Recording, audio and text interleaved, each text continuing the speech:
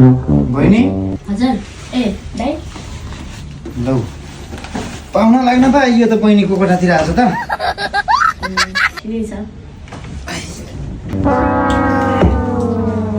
घरबेटीलाई भाडा दिनु पर्ने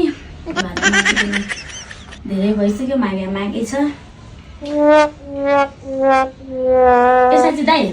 यसो गरौँ न त आधी तिरौँ के भाडा मैले चाहिँ के गरेर तिर्नु हौ आधी भाडा ल बसेको नि ल कस्तो खालको मान्छे हो र यार झन् म उता होटेलमा बस्यो भने पैसा लाग्छ भनेर गाउँबाट आएको मान्छे बहिनीको कोठा जान्छु भनेर आएको अनि तिम्रो आधी भाडा तिर्नु भन्दा त मलाई होटेल पनि ठिक होला त्यो होटेलको पुरै भाडा तिर्नु भन्दा यहाँको आधी भाडा तिर्नु बेच्ने दाइ भर्खरै एकछिन भए पनि बस्नु हो त एकछिन बसेको पनि त तिर्न पर्यो कति छ र तिम्रो यहाँको भाडा 8,000 8,000को मैले 4,000 तिर्नु पर्यो होइन मेरो पर होटेलमा 500 रुपियाँको कोठा अनि त्यसपछि